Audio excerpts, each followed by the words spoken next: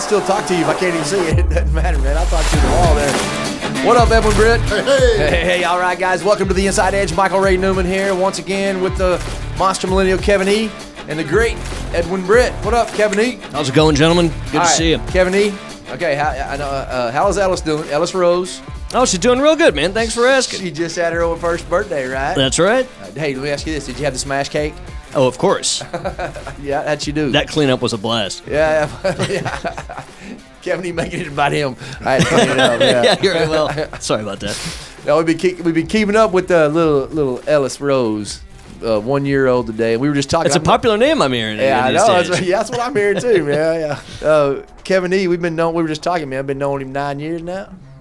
The Monster Millennial. I don't know why I was thinking in my head it's like 5 or 6, and then you mentioned the actual how long. I'm like, wow, yeah, 2015. Yeah, bro. Time flies. I'm telling you, back then, Kevin That was a fast decade. Kevin E. Yeah, and it goes faster, man. You just know.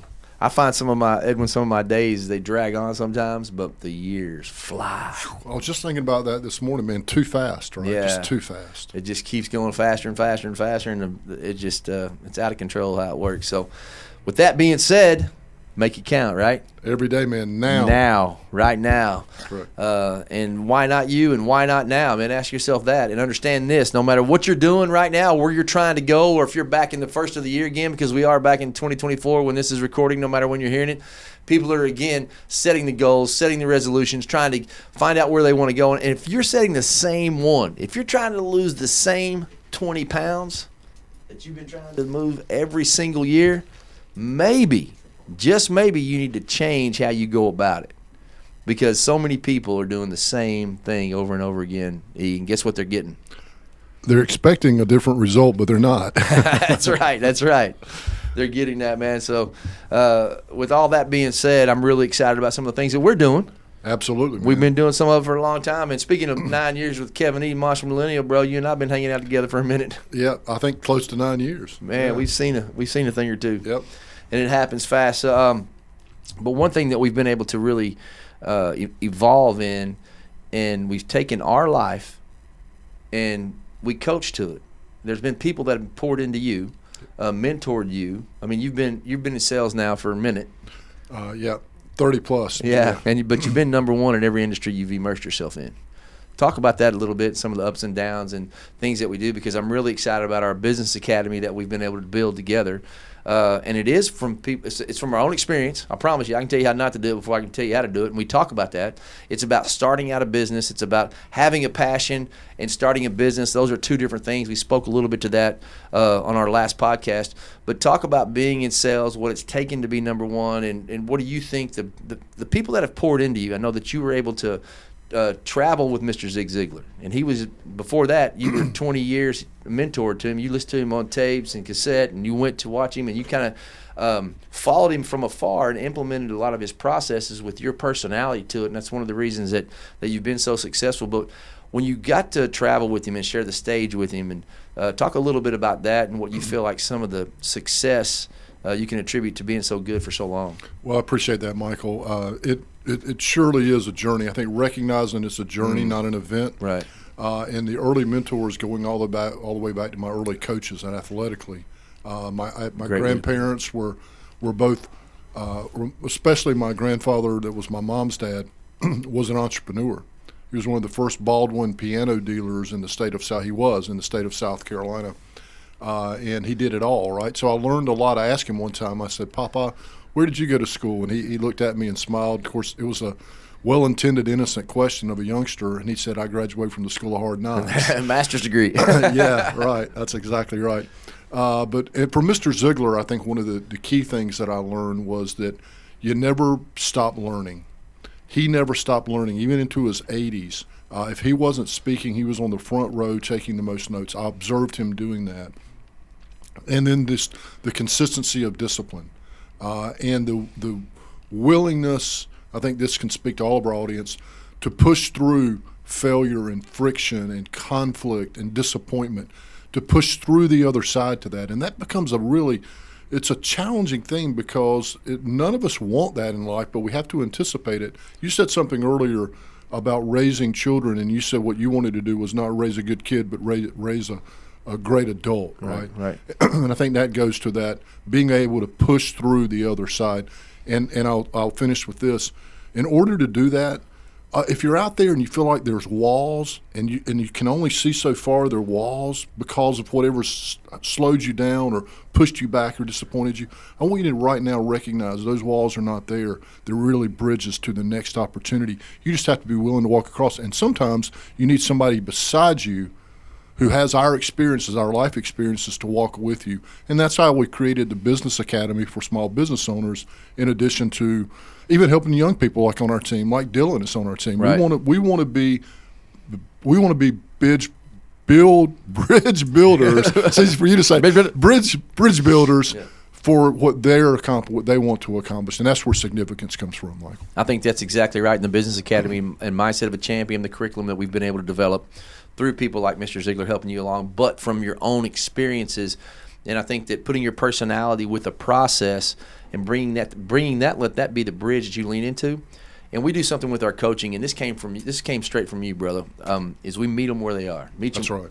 And what's interesting about my experience now, which is age and all the bad things that I've been able to experience because of doing it the wrong, not having a mentor, just taking my shot without really having a process to lean into, and then learning that the process that we teach is trust, is our sales process, but really it's a life process, and it's been a huge business process. Having systems, having those processes.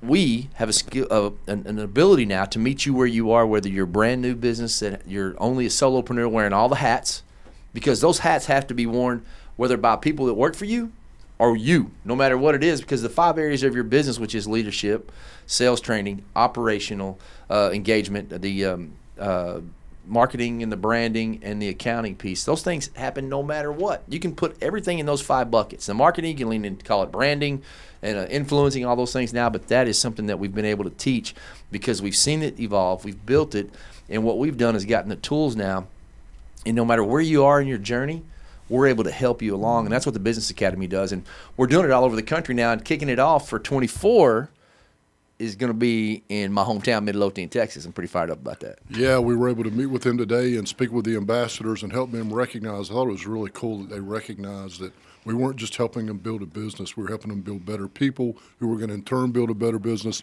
And then the ripple effect you spoke about, Michael, was very eloquently stated today. That's what we're doing Business Academy. We're just creating a ripple effect throughout the communities, throughout the country, one person at a time, by meeting them where they are and giving them a path to run on, right? That's right. And if you can run a better business, the people that work for you, which is your internal customers we talk to, they're going to be better. And that means they'll be better in their home life. And then the external customers, the people come and buy and sell your products, or buy your products or trade with you, they're going to be better. And we're doing it as a community, partnering with the chamber and the economic development committee and all the people that we're partnering with in the city. And we're doing this city by city, so not just one person in the community goes and gets this mastermind, because there's masterminds all over the country, right? They can go to right. All these masterminds that people can go to. But when you're doing it in your community, you're sharing like-minded. The pain's the same, the climate's the same, and you really can. The rising tide raises all boats, kind of a deal. Yeah, and the synergy of that, and teaching something that's replicatable. Now it'll evolve, right? Yeah. Sustainable, manageable, measurable, because, Michael, there's going to come a day, man, it's probably 20 years or so out where you and I are just hanging out on the beach, right? We're not doing this, but we're going to be watching other people that we've been able to have an impact on. And, man, I said it earlier today, I think that's, to some degree, we have unfortunately created an entitled, victim-laden society that we're in right now. Mm-hmm. And we got to reverse that. When we reverse that one person at a time, it's really time to take America back, whatever that might mean to you, right? But I think that comes from having, moving away from entitlement and moving to one of gratitude and appreciation, and then good old hard work, right, and a plan. Yeah, and a grassroots approach yes. is where we're approaching it from. Because Edwin and I have been all over the country, and we do, we speak online to 30,000 people in one swoop. But how does it? Can you really feel it and touch it, and how do you make it sticky? And all of the back end pieces that we've built for sales training and branding and leadership, because leadership is the underlying piece of all of it, right? You're a leader even of yourself, of your family, and of the people that you hang out with, or the people that you employ, or the people that work for you, or the customers that you have. So how is all that? And that's what this is. It's a grassroots approach that we come from the chamber, and it is not just ABC, here's the systems and put it in place. That's some of it for sure. But I mean, this is real world. The struggle's real. Don't kid yourself. I know what it's like to have a dry cleaners and be the worst in the county to go to number one. And I've done it in that county. I've been able to sell a technical company when I was living in for like Midlothian that we're having to do it in. But I know what small town looks like. I know what the people look like. I know what the businesses feel like. I know the struggles. And I've gotten a company that has 1,200 employees that work through it. So I know the struggles on a lot of different areas. Edwin, you've seen and coached to big corporations. You've gone on CVC or whatever it's called. What's that called? QVC in front of millions of people. Yeah, Yes. with Michael Jordan and all the NASCAR. I mean, you've done all these cool things, right? So we bring it right down. But you're by who you are, your grassroots is small town. It really is, and I want to draw a quick distinction when we talk about the Edge Global Business Academy that you're referencing here, Michael, and the grassroots. Every community, to some degree, has an event they can participate in. This is not that. This is a year-long endeavor that we're going to be doing live and reinforcing virtually 12 times throughout the year. That's pretty powerful. So it really goes back to what we talked about earlier about it being a journey, not a destination. So as our audience is listening to this and you're intrigued by it, bringing it to your community, we're not just we're launching it this year, but we're going to be doing this for the next several years in communities all over America. So I would encourage our audience to reach out, find out more about our business academy. We'll start with a discussion as we did in Midlothian, and we'll meet them where they are. Right. Let's start designing that all over the country. I'm pretty excited about it. I know we got the Nashville, Tennessee market going and North Carolina, but we want to do this throughout America. East Texas, yeah, we're absolutely doing it. East Texas, yes. We've really started something here, and what's really the value that it brings, not just for the small business owner or the medium-sized business or that community, but we hear people all the time, and kind of where it came from, it was the chamber. Well, I want to be a member of the chamber. The chamber raises their hand. Be a member of the chamber. And then I heard one old boy tell me, you know what I got for a chamber? I paid $300. I got to go to the networking events. I got a ribbon cutting. They put a plaque on my wall, and then they invited me to the big the gala at the end of the year and asked me for some more money. So what value does it bring? Well, this chamber, and we're coming to chambers, and what we've done last year by bringing value and having all the community come together and sponsor Mindset of a Champion, which is our master class for our business academy, that one day, now it's turned into the entire long year, and it's brought the chamber together, the economic development committee, and now all the small businesses are not just getting a ribbon cutting and a plaque, they're getting a 12-month long chamber business academy program that's going to help the entire community not just network and connect, but also bring revenue in and be sustainable, successful businesses. And, when you live in a big major metropolitan area such as Dallas or Atlanta, Georgia, people in those businesses have opportunities. But you said something there I think that is worth noting is the Midlothian area is an outreach. It's almost 45 minutes or so removed from DFW. And about 35. Yeah, but to keep the resources there, the local businesses typically have to travel somewhere. So to be able to bring it into the smaller areas, working via the chambers, I think it's something that you and I are very passionate about because for what's already been stated, but so we can help reach more people, especially in areas that don't typically get that kind of service. Right. It's a win-win-win. Yeah, it's a win-win for everybody. Yes. And just for a great example of a small business person, right? Here's what happens. You go to work, and you and your wife have this perfect plan, and we live in we're within our means and our budget, but I started a new company, and I've got my 12-month, my 313, 3-month, 1 year, 3-year plan, and if it goes well, and here's what happened to small businesses. They get in there, and I had this come from a dry cleaners that I built a dry cleaners, but also had a relationship with other dry cleaners. This guy was in a neighboring town, and he said, Michael, here's what happened.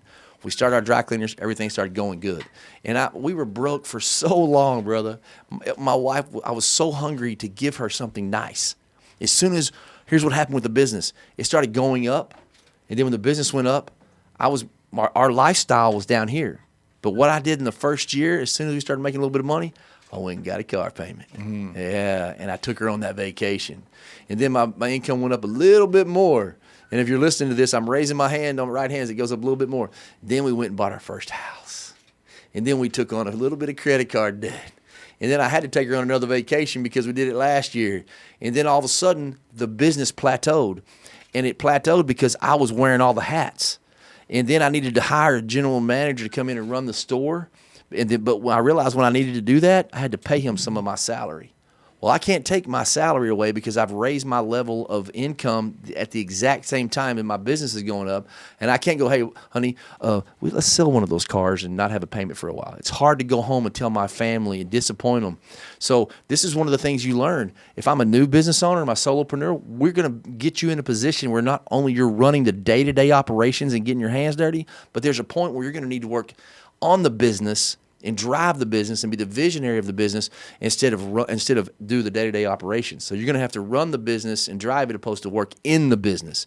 You're going to work on your business. And that's the biggest mistake I see for these solopreneurs. And I see it in business. I see it in my community. And I watch these guys go to their 5th grade little girls, recital, and they're just wearing the weight of the world because a year ago they were living large, and now they're like, God, I can't take that salary away, but my business can't grow. And then the economy comes into it. There's other things that may come into it, and it may unlock them and they can go better. But it also we have a plan, a system. And if you can systematize with a process and a procedure on every single area of those businesses we talk about, that's what we teach. And here's the deal with the second mistake they make. And after this, I'll kind of get off my soapbox because we're coming to your town and we're doing this. The second thing that they make is, the mistake they make is they don't process, they don't write any procedures down, they don't write anything down.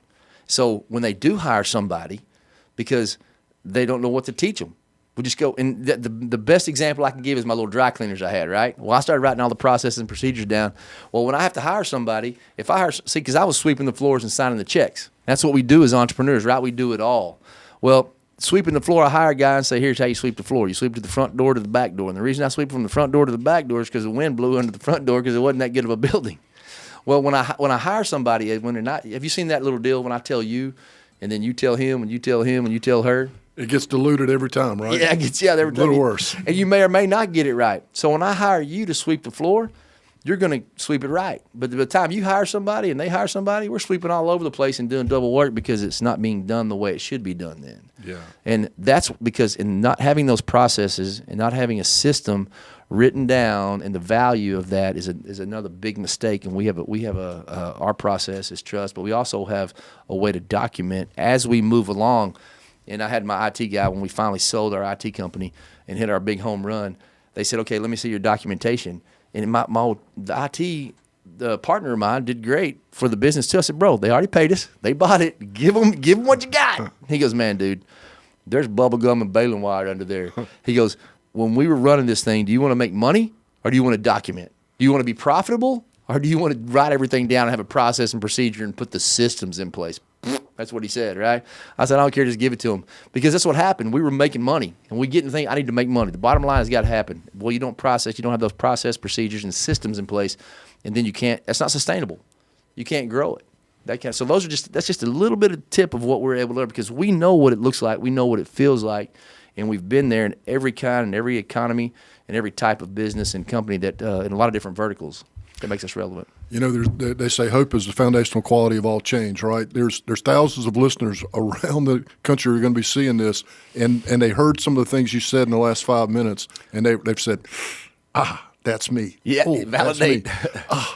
But they feel like you're alone. Let me just tell you, you're not alone, man. You are one of thousands, and let's come together in this community via Business Academy, and let's start building solutions. Let's knock the walls down at 24, 25, 26, and let's build bridges, baby. How's that sound? Man, Michael? I love that, bro. Relationships and building bridges, and we'll meet you where you are, guys. Yep. So thank you very much for stopping in and letting us get on our soapbox about our Mindset of a Champion Business Academy Masterclass that's coming to you in 2024, guys. Appreciate you. Always be nice and be kind, because people don't remember exactly what you say every day, but they'll always remember how you made them feel. We'll see you next time. Giddy up. Giddy up.